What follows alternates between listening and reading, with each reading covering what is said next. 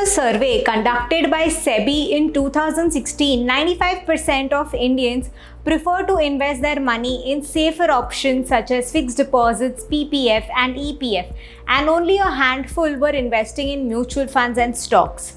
Well, yes, over the past 4 to 5 years, the interest in mutual funds have definitely increased, but we still remain heavily invested in fixed deposits, PPF and EPF. In fact, amongst financial assets, debt remains to be the most preferred investment option for us. In the past 1 year, with the decreasing interest rate, there has been a curiosity amongst all of us to look at better options, but we still want a safety net through which we want to invest in debt options. In this session, we are going to discuss with you everything about debt, all the debt investment options that you have, features and factors that you should know about these options, the risk and return of these options, and when and how you should invest in it. In our introduction to the asset classes, we discussed about the risk pyramid and explained how debt forms the foundation of your investments. Debt definitely comes with assured returns with most of the products and less risk, because of which it becomes our most preferred investment asset class. So the first question that comes to our mind is, what is debt? Debt means giving money to someone. It is like a reversal of loan. So when you make a fixed deposit or any other debt investment, you are loaning your money to a bank or the institution and you get interest in return. Generally, in all debt investments, you do get an assured interest, and that is what is the most lucrative feature of debt investment options, is the term assured interest. So your return is generally capped and you know that you will not get anything more than that. Let's discuss the risk of investing in debt. The first risk is credibility risk or default risk.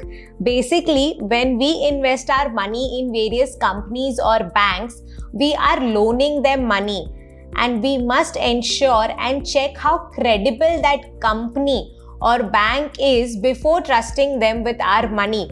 Because if on the maturity date the company is unable to pay our money back to us or default on the interest payments, it could be very difficult for us as investors. Hence, credit risk or default risk is a very real risk when we are investing in debt products, where the companies to whom we are making our investments goes bust, and we must ensure that their credibility is good enough. We shall be explaining this risk with respect to various products as we go through this session. For instance, the credibility of Government of India is the highest because it's the Government of India. They come with a sovereign guarantee. And we know that when we make investments into products which comes with that, our money is very safe. When we are making investments in cooperative banks or private companies, the credibility reduces and we must do our due diligence before making our investments into that. The next risk that comes when we are investing in debt is liquidity risk. Liquidity risk basically means how liquid is your investment. How easily can you break your deposits and withdraw the money whenever you want? For instance, the lock-in period in a public provident fund is for 15 years. So we know that the liquidity here is very less. Even if you need money, you cannot break PPF. Yes, there are some exceptions, but it is a very tedious process. Whereas your fixed deposits with most banks are very liquid and you can break those FDs whenever you want by paying a certain penalty charge. But at least you know that that money is available to you whenever you want. So that is liquidity risk. How liquid is your investment and how easily you can access it. The third risk which comes with debt investments is known as interest rate risk. Basically, when there are changes in the interest rates that are set by the government, there are changes in the interest rates that you earn on your deposits and how that impacts your earnings. Like we very well know that in the recent years, the interest rates has been reducing. But is it going to continue? What is the impact that it's going to have on your investments? When we are making investments in assured return products, it may not impact us directly as much as it would impact when we are making investments in tradable products. about which we will discuss in detail through debt mutual funds in module 2 session 3. So these are just certain risks associated with debt. The debt products that we're going to discuss in today's session are government schemes like Public Provident Fund and Employee Provident Fund, RBI bonds, bank and post office deposits, corporate deposits. So let's get started with the first one. The first debt product that we are going to discuss about is a riskless product which comes with a sovereign guarantee.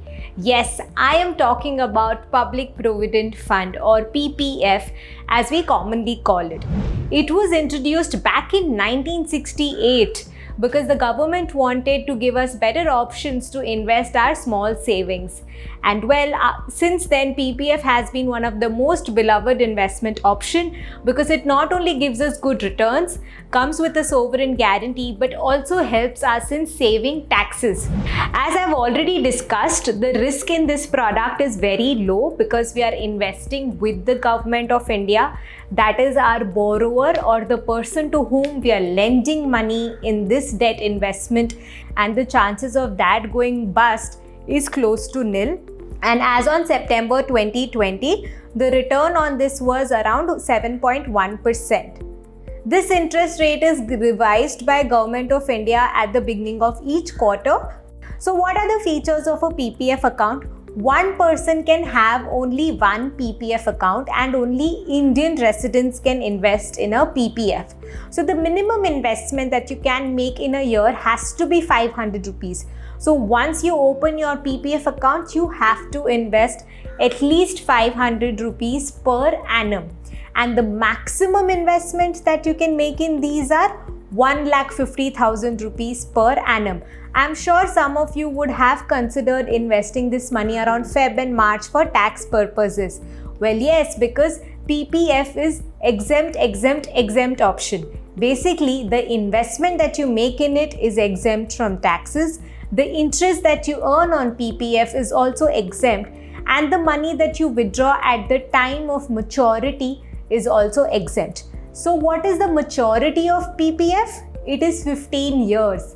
This is the only catch that is there when it comes to PPF. For all the good returns and sovereign guarantee that you get from this product, you have to stay invested in it for at least 15 years. You cannot withdraw your money before that.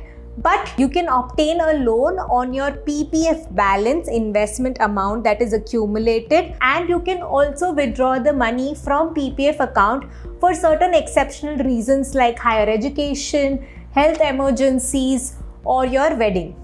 As we mentioned that PPF is considered as an exempt product.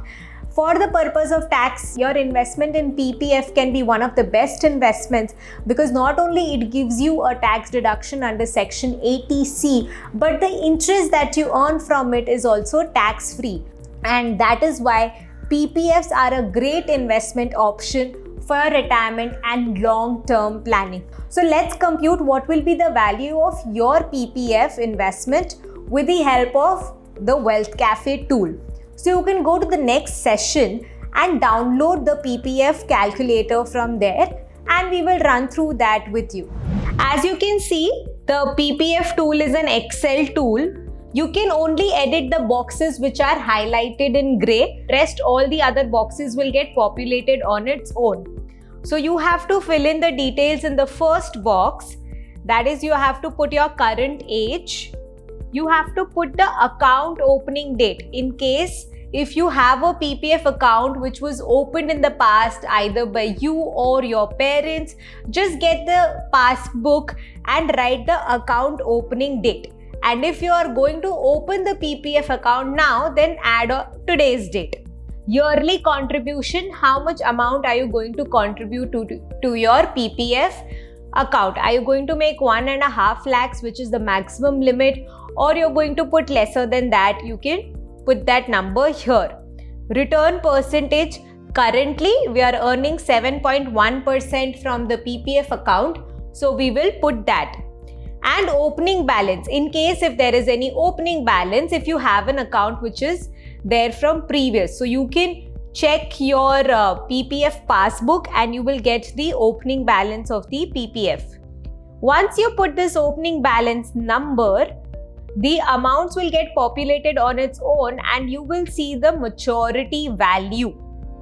So the maturity value is arrived based on the 15 years lock-in period of the PPF. So if your PPF account opening date is 1st April 2019, your maturity value is arrived at, so 15 years from that is 1st April 35, and hence your maturity value as on that day would be 49,67,195. You can change the numbers on the grey cells to get an idea on your maturity value of the PPF. So this tool will give you a good idea and an estimate on how your PPF value will grow over a period of time. And as we just said, that PPF is a great tool to grow your corpus consistently. Let me tell you a way to make the most of your PPF account and earn maximum interest from it. The trick is to invest before the 5th of each month, because when you do that, the interest for that entire month in which you have made the investment is computed. So whenever you're making your investment in PPF, ensure that you do that before the 5th of the month. Now I'm sure the next question in your mind is that how do I start PPF investments? It's one of the easiest ways to do that. All you need to do is you can go to your bank, ask them how to open a PPF account. Most of the banks nowadays help you open your PPF account with them. Don't worry, the amount is eventually invested with the government of India. Banks are not taking that money and keeping with them. Second option is post office. Yes, post office has traditionally been taking PPF investments through them. So if you want, you can go and invest through post office as well. The only advantage of investing through banks is that you have an online record of everything and you can just go and check through your net banking portal. If you invest in PPF through post office, you have to regularly visit the post office to update your passbooks to keep a track on what is your current status of the investment in PPF. Historically, PPF has given very good returns and is also helped a lot of people retire with their PPF balance. So much so that around 10 years ago, PPF was giving an interest return of 12%, which has over the period of time reduced to 8% and currently at 7.1%. In spite of the interest rate reducing in PPF over a period of time. So PPF is a good retirement investment option, especially for the ones who do not have a EPF and are looking at a safe, secured option to create your long-term corpus. After discussing about one government scheme, that is Public Provident Fund, the next debt product that we are going to discuss is also a government savings scheme, commonly known as Employee Provident Fund or EPF. Most of the salaried individuals would be aware of this scheme and it is specially designed for you if you are a salaried person. If you are a salaried individual, you must have seen in your salary slip an amount of EPF getting deducted, and you must have been advised by your parents that you continue with it. It is a good investment option. There are some of us around us who prefer that EPF is an amount that's getting deducted from your salary and you're receiving in hand less because of that. Well, yes, you are, but it is not an amount that's just going away. It is an amount that is getting invested.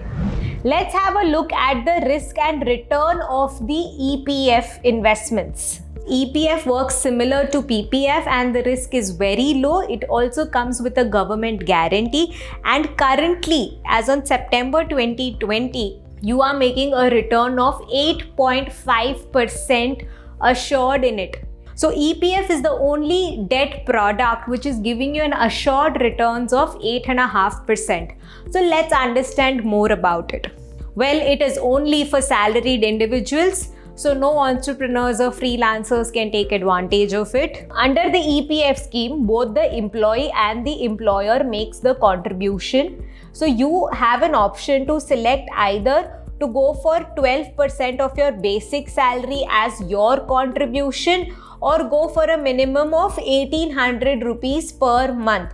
But do ensure when you go for 12% of your basic salary, a fixed investment is happening each month in a very high generating fixed return product. So we would advise that where you have that kind of liquidity that you can afford to park 12% of your basic towards your EPF, you should do that.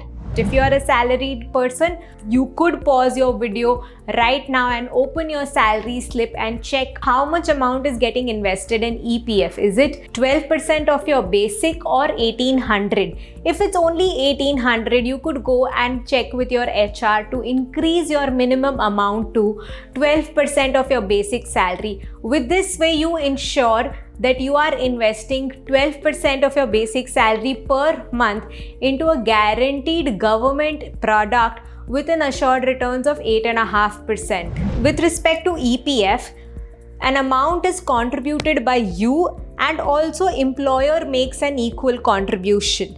There is a lock-in period of 5 years. Of course, such good returns government guarantee has to come up with a catch. So you cannot withdraw your EPF balance within 5 years of making it unless you are unemployed for more than 2 months, and there are many such criterias such as you're withdrawing the money for higher education, getting married, or there is a health emergency. EPF is also an exempt product, that is your contribution, that's employees' contribution to EPF is tax-free, the interest that you earn on it is tax-free, and any amount that you receive on maturity is also tax-free. So basically in this entire product, you don't pay any taxes.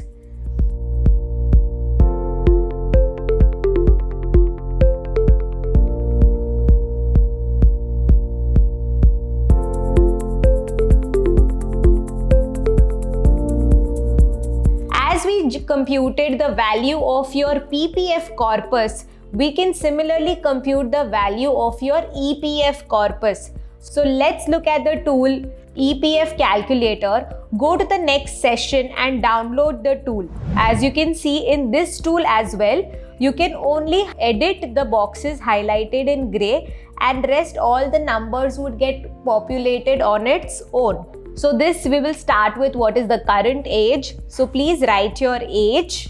Retirement age. Currently we've considered the average retirement age of 60 itself. Your monthly basic salary. So take it as your basic component of the salary, not your total amount. Okay, so only the basic amount from your compensation structure. So that is 20,000. Increase in salary, this could be an estimated amount which happens for you year on year. I'm taking 7%. Contribution from your salary, are you doing 12% or 1800? Would advise you to stick to 12%. Is there any opening balance of your EPF? You can go online and check it. I'm going to explain about this right after this tool. And the rate of interest on your EPF is 8.5%. And since how many years are you working? So when you put all these amounts in gray cell, you can see that you get two outputs. Your EPF value at retirement, that is 30,99,000, and your salary at retirement, which would be around 2,13,000. Now this again is your basic salary, which is 20,000 currently, would be 2,13,000 in future. So again, this is a good tool to get an idea that if you continuously invest in your EPF, how your corpus would grow over your working years. So let's go back and check how to invest in your EPF account and also check how you can know your EPF balance. I'm sure you would be wondering how to invest in EPF. Well, it's very simple. Leave it to your HR and let them know that you want to invest 12% of your basic salary. So you contribute 12% of your basic salary and your employer also contributes the same amount, and it goes to EPFO, Employee Provident Fund Organization.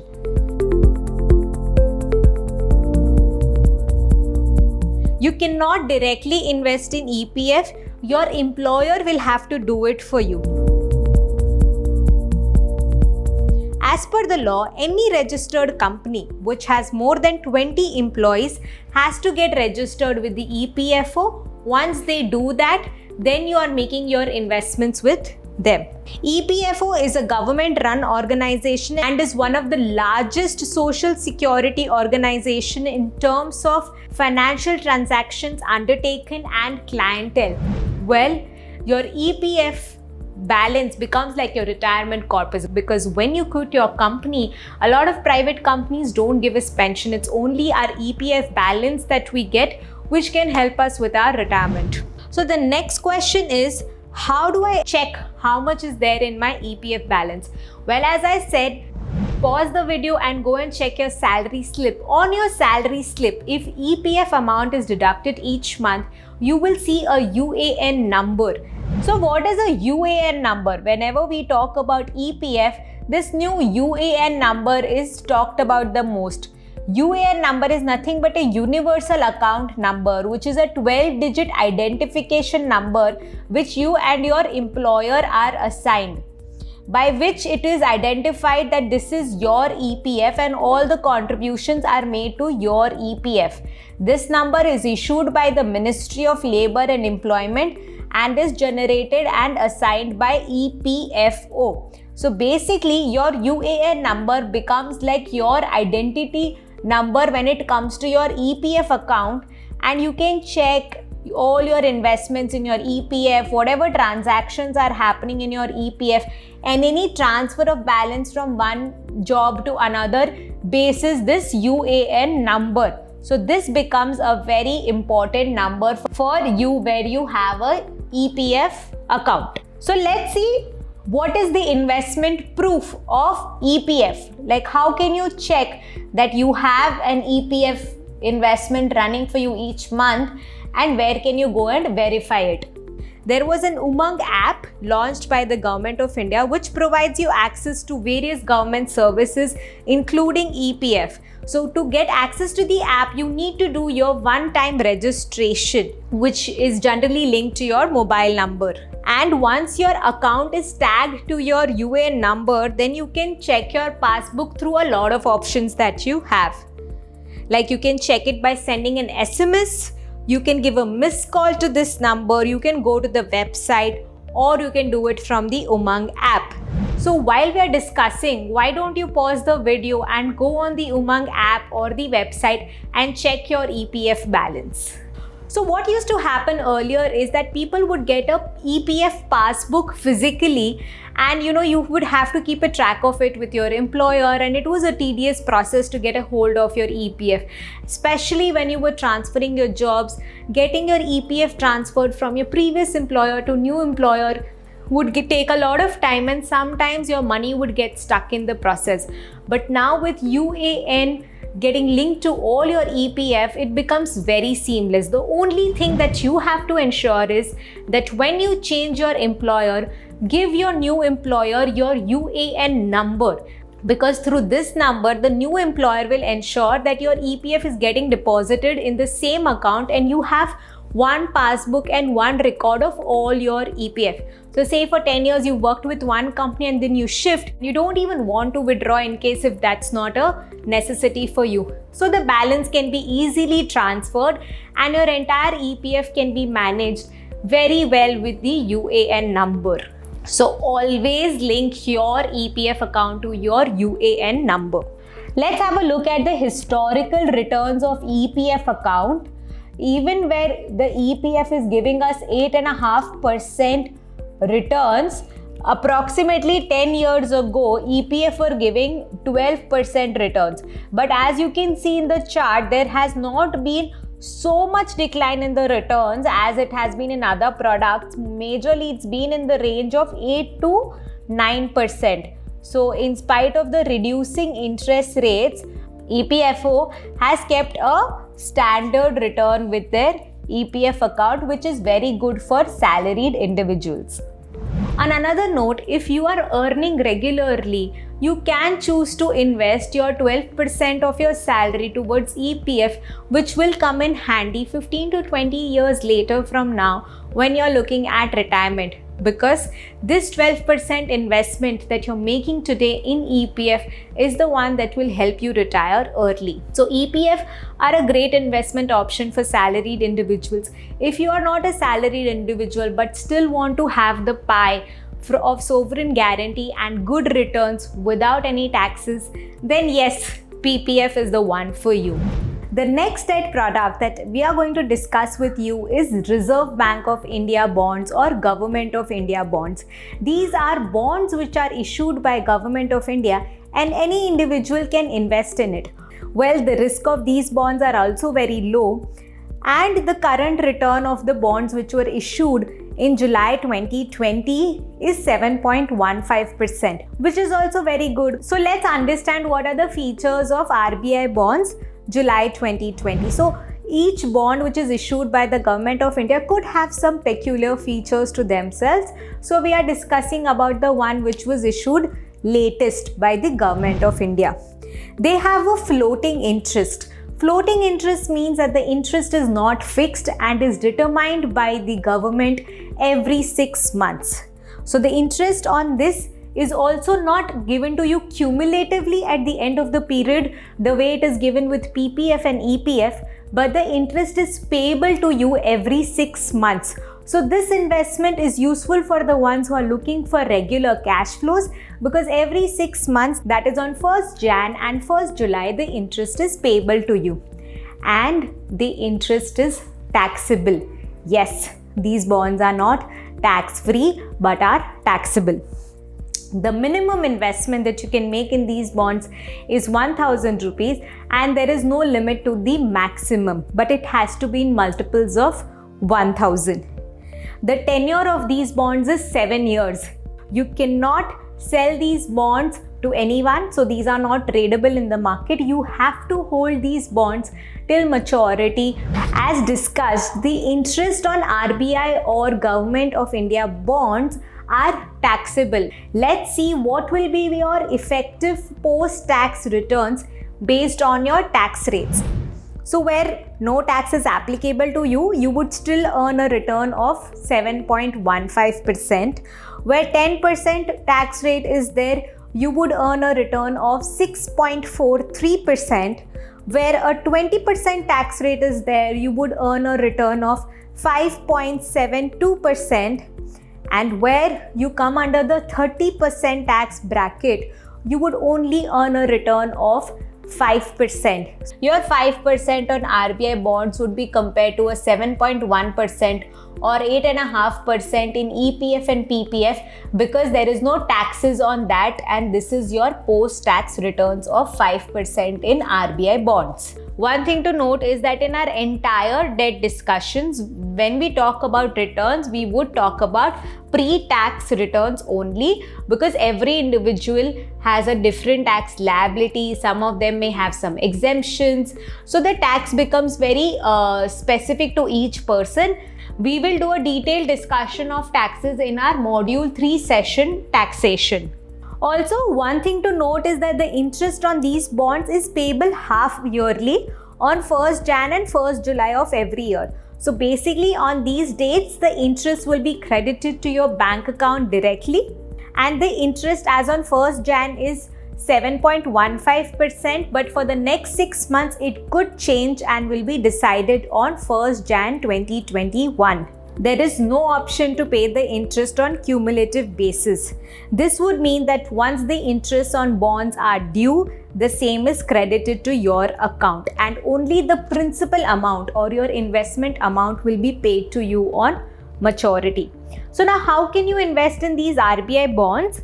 You can either invest through your bank, or you can invest through a company called Stock Holding Corporation of India Limited, which helps you invest in various bonds which are issued by RBI. Now these bonds are open for registration only for a small duration. So you can invest in GOI or RBI bonds only when they are issued by government and for the duration for which they are open for issue.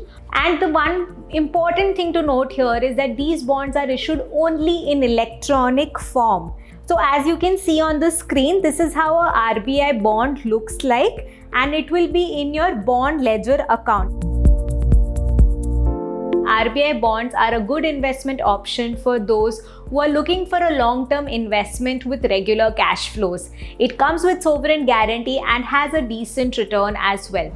Well, when it comes to PPF and EPF, they also have sovereign guarantee and are tax-free, but they have a set limit. So you cannot invest more than 1.5 lakhs in PPF, and in EPF, it's available only for salaried individuals. There is no such limit on RBI bonds. You can invest as much as you want. The only catch there is that the interest that you earn on it is taxable, but it gives you regular cash flows. So it's very important to understand for our own needs and our financial situation as to which investment option should we go for.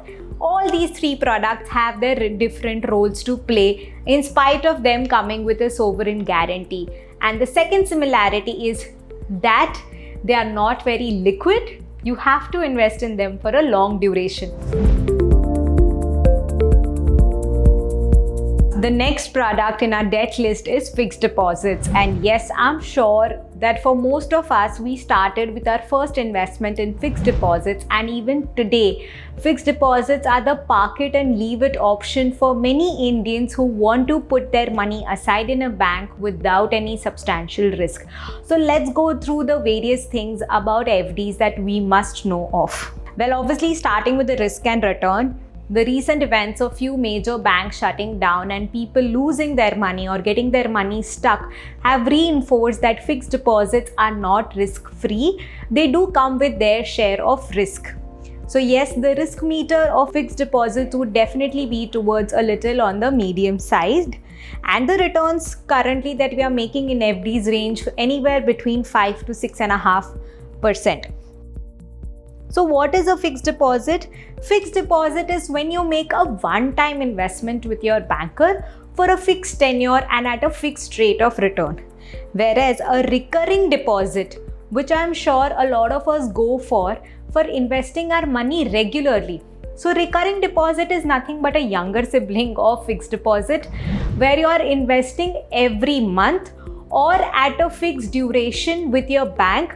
So the only difference between fixed deposits and recurring deposits is in a fixed deposit you are making a lump sum investment, and in a recurring deposit you are making the investment each month. Well, let's see how fixed deposit rates vary across time. So here the thing to understand is that as your duration of investment increases, your return from that investment increases. Basically, the longer you part with your money, the higher returns you make in it. Like an FD for 7 to 29 days would give you only 2.5%, which further for 91 days to 6 months would give you something between 3.5%, increasing to 1 to 2 years of 5.1%, to 2 years to 3 years of 5.15%, and up to 5 years of 5.3%. So yes, higher the rate, the longer time period you have to stay away from your money. Another important thing that recent events have shown us is that different banks have different interest rates, and they also come up with their own sense of risk. It is important as an investor in FD to just not look at the highest return that is there, but also check the credibility of the bank and ensure that the bank is a secured bank. Because if you lose your money or the bank goes bust, you're only insured up to 5 lakh rupees, and this amount is not something that you get immediately. So while the interest rates even between a private bank and a public bank varies. So a private bank like ICICI Bank or an HDFC, Kotak has different interest rates, and SBI, Bank of Baroda and Bank of India has different rates. But as you can see, mostly the rate of interest are in the range of 2.5% to 5.5%. The interest rates in fixed deposits have definitely reduced in the past few years, and from what we understand, it is only going to reduce further. As and when our country is moving towards a developed nation from a developing nation, the interest rates are also going to move towards the way it is in developed countries like USA, UK of 2 to 3%. Now, another type of banks that we should all be extremely cautious of are cooperative banks. they give you a higher interest as compared to your private and public banks. As you can see from the slide, the interest rate from these banks are from the range of 6.5% to even 8%. At a time when even State Bank of India is giving you only 5.25%, if there is a bank that is giving you a 6.5 to 7%, it should not excite you to go and invest in it, but it should increase your antenna and be like risk, risk, risk. Because let's go back to the session where Harsh explained the concept of high risk, high returns and low risk, low return. The moment you see a high return, which is not offered by any other product, you must think of the high risk.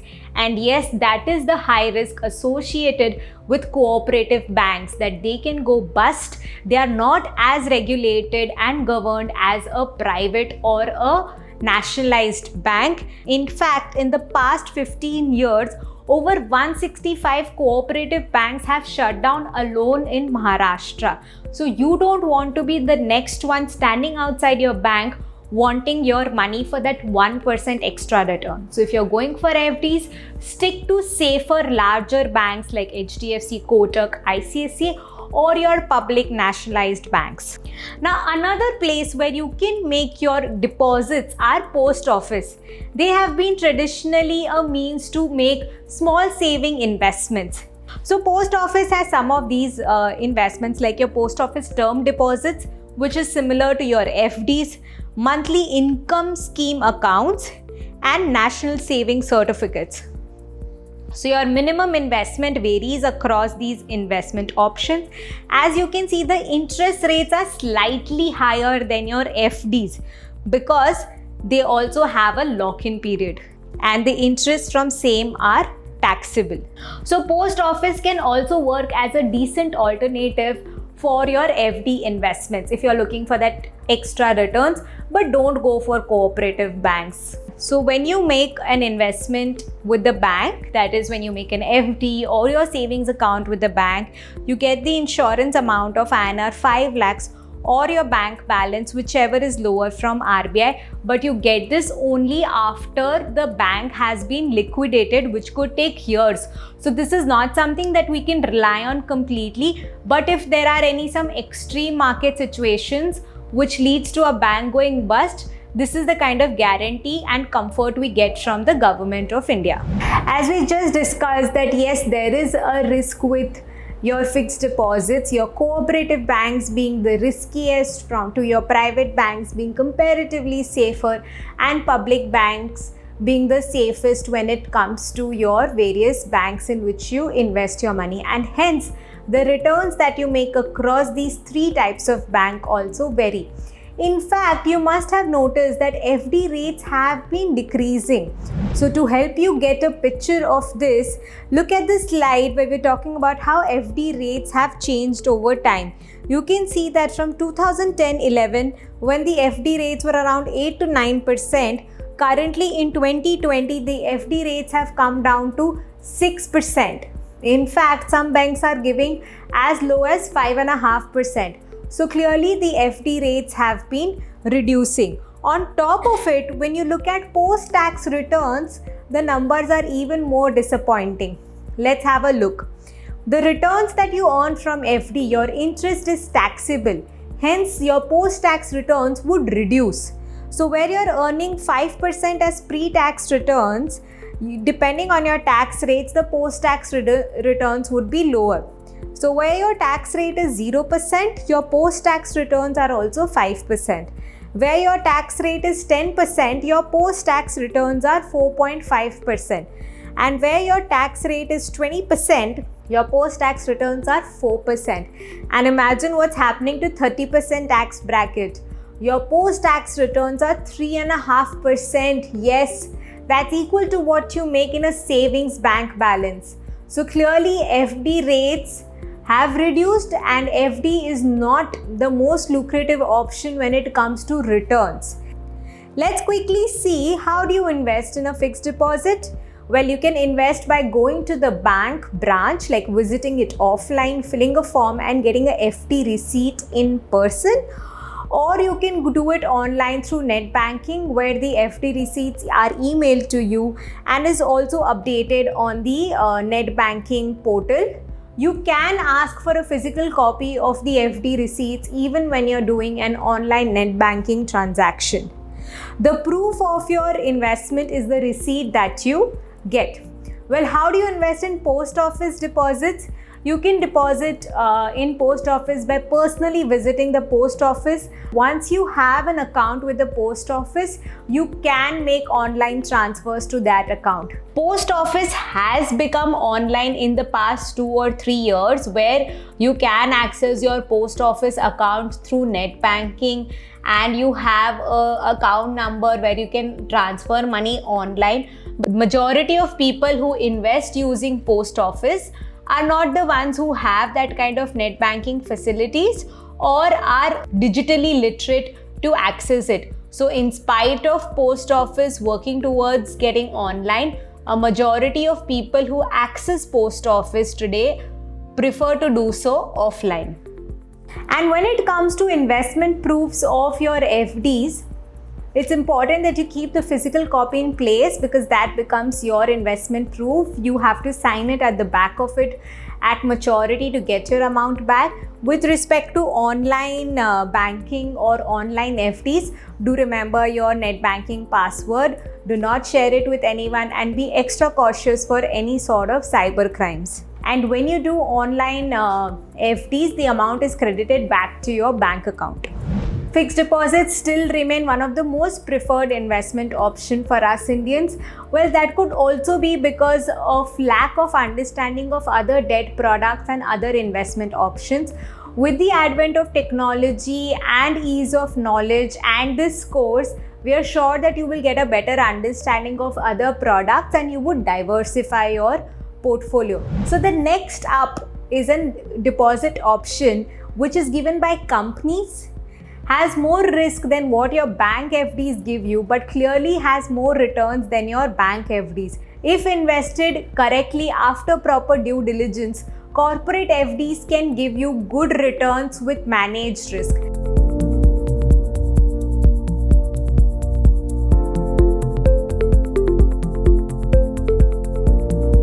So what is a corporate FD? When you make a deposit with a company, not with a bank, but a company, it's called as a corporate deposit. So basically you give a loan to the company and the company uses that money to expand and do better business or to open various factories, and then they pay you interest on it. So when a company is looking to borrow money from common public, it issues deposits and we make investments in the company. And of course, because it's a deposit, we get fixed rate of returns. So a corporate deposit can be made into home finance companies or corporates like proper companies, or non-banking finance companies called as NBFCs. So what are the things that you must check in before making that corporate FD? The credit rating. Wouldn't you want to give your money to the best company amongst all the companies out there and want to ensure that they do not default? That you can do that by checking the credit rating of the company. Second thing that you must check is the company's background. Since when has the company been doing business? Have they ever defaulted in the past? Are they regular with their interest payments? What is the overall reputation of the company in the market? The third risk is the liquidity risk. If you remember, in the beginning of the session, we explained that liquidity risk means how liquid or how easily accessible your money is in a particular investment. So when it comes to corporate deposits, your investments are not easily accessible as they are in a fixed deposit. If you want to break a FD, you can do that by just calling up your banker or showing up at the bank branch, and you would get the money the very next day. But in a corporate deposit, it could take 15 days to a month to get your money before the due date in case you need it. In fact, some FDs have a clause where you cannot withdraw the money anytime before the maturity date. So these are certain things that you must check before you make your FD with the corporate deposit. So let's understand what is credit rating. Credit ratings are issued by rating agencies like ICRA or CRISIL. So as you can see on the screen, there are variable terms given and it's been defined next to it, whether it's safe, medium safe, moderate safe, very high risk of default. So ICRA rating starting from AAA can range to D, and CRISIL rating starts from FAAA, FAA and FA, which are the best ratings. The rating is assigned to the investment product, to that particular deposit, based on the past performance of the company, financial risks, management quality, and their ability to repay the debt. So if you want to be in the safest option of investment, then clearly you would go for deposits which has the highest ratings. The second thing you must check for is the company background. Basically, how long has the company been around, history of the promoter of the company, what are their management styles, does the company believe in being regular with their payments, or what basically is the company's motto. If the company is giving very high rate of returns on the deposits, then it is our responsibility to check why and how. Like Hawkins Precious Cooker had a FD with an interest rate of 8.75% when the industry set standard was 7.5%. So clearly there's a catch, and you must go and check why is it that Hawkins is giving such a high rate of return. So you would realize that you cannot withdraw money or you cannot break your FD until maturity. So if you make a FD with Hawkins for 2 years, you have to lock in your amount for 2 years under this FD. Your third risk is the liquidity risk. Basically, you must check how liquid is your particular FD and are there any conditions within the fine prints. Like we discussed that Hawkins Cookers were giving a FD with a 8.75% return when the industry standard was 7%. The risk here that investors were bearing was liquidity risk. Basically, you cannot withdraw your money from this FD under any condition until maturity. Your money is locked. So no 15 days to 1 month waiting period also. You just cannot access your money with this FD. On the date of maturity, you would get your money back with the interest. And because of bearing this liquidity risk, or because of parting with your money for so long without accessing it at all, you are getting higher returns under Hawkins Pressure Cooker. Because if you see, the credit rating of this is also AA+. So it's not that the credit risk is there with Hawkins Pressure Cooker FDs. It is liquidity risk that you are bearing. So let's look at various options of corporate deposits that are there in the market and how much are they offering. So you can see Bajaj Finserv, which is AAA, is giving a return of 6.9 to 7.1%. Shriram with AA plus is giving a return of 7.258%. Hawkins is also AA plus and is giving 10.25%. So we've already discussed that the catch with Hawkins was that you could not withdraw the money until maturity. Whatsoever reason, that amount is completely blocked, right? Otherwise, in an FD, if you want to withdraw money before the due date, you can apply. So the difference is that in a bank FD, if you go for a premature withdrawal, you would get the money the very next day or max to max 2 days. But when you're making investments in corporate deposits, understand that the liquidity is less. So when you make the investment and you want premature withdrawal, you won't get the amount immediately. You have to wait at least for 15 days to a month to get your money back. So as we can see, the corporate deposit rates across time also increases. So the longer duration, if you're invested for a longer period of time, you earn higher returns. Even for corporate deposits, the interest that you earn are taxable, and hence your post-tax returns would be lower than your pre-tax returns. So the interest rates on corporate deposits can be earned either monthly, quarterly, half-yearly or annually. So you can go for compounded interest rate where you don't get anything but the interest is added to the interest, or you could go for a payout where every 6 months or 3 months the interest is paid out to you. How to invest in a corporate deposit? You can invest by contacting the agent who will help you fill out the form and make the investment, or you can make the investment directly through the website. The investment proofs are similar to bank FDs. You need to keep the deposit receipt safely if you've made an offline deposit, because that is your only proof, and on maturity you have to give that receipt back to get your money back. And for online receipts, the same is delivered to you on an email, and on maturity the FDs are either renewed or the amount is credited to your bank account based on the instructions. So with this discussion of corporate deposits, we kind of wrap up all the debt products that are included in these sessions, and there is a use of investing in fixed deposits like for your emergency fund or keeping your idle cash. But keeping your entire savings in fixed deposits as an investment has a shortcomings, like the returns are only reducing over time and there is a lack of liquidity. You cannot transfer these debt products to anyone. Like where PPF and EPF had good returns, they are non-transferable. And the other three, RBI bonds, fixed deposits and corporate deposits, had decent returns but are taxable. So there is no way in which we can transfer this investment to someone else and make profit on it. So there is a lack of liquidity, and that lack of liquidity is taken care of by certain debt products which are tradable. They are corporate bonds and debentures, tax-free bonds and government securities. Corporate bonds are nothing but when you invest in a corporate and when you give money to a corporate as loan and earn interest on it, you get a bond and the same is tradable. Tax-free bonds are generally issued to various companies of the government like NHAI, IRFC, REC. So when you make investments in these bonds, you earn interest on them, and they're also tradable in the secondary market.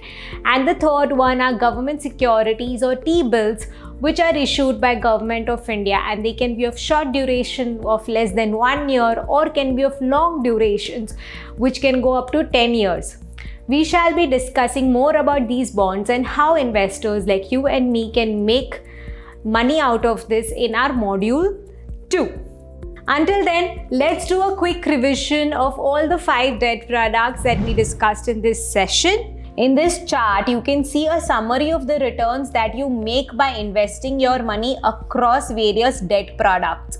So you can see that your government saving schemes like PPF and EPF, the interest that you earn from them is tax-free. So basically, where you earn 7.1% return or 8.5% return, they kind of become your post-tax returns because you're saving taxes when you're investing in them.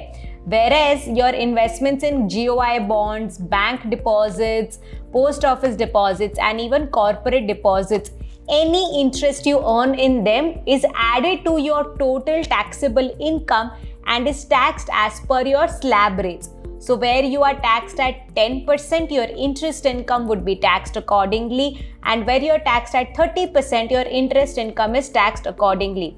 Lot of times people don't consider this tax on their interest income when they go for debt investments. Hence, it's important to check what will be your effective returns when you go for that investment option. Because of these high tax that you have to pay on interest that you earn from deposits, mutual funds come in very handy because there your taxes are deferred and can also be reduced because by way of indexation. So we shall discuss about debt mutual funds in our module 2 session 3. So your EPF and PPF are good investment options for your retirement, where you keep parking your money month on month and the corpus grows over the years when you reach your retirement.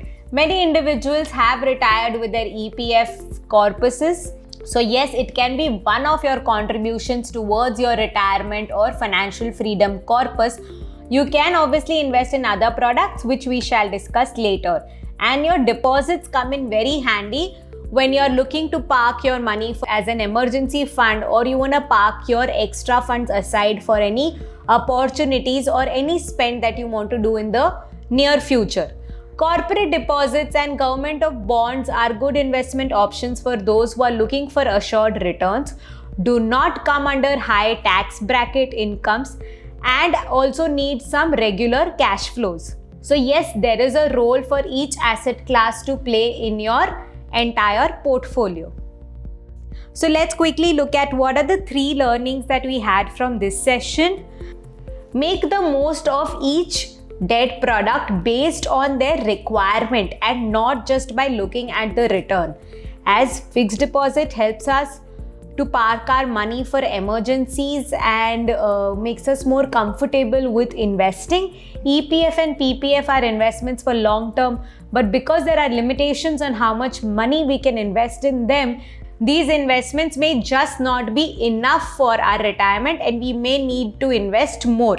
And you must always check the credit risk or default risk when you're making investments in corporate deposits or FDs, and check whether it is worth it to risk that 100% of your capital for that 1% extra return. Well, where we've already formed the base to help you understand the due diligence and what is risk, let's move on to the next asset category of equity.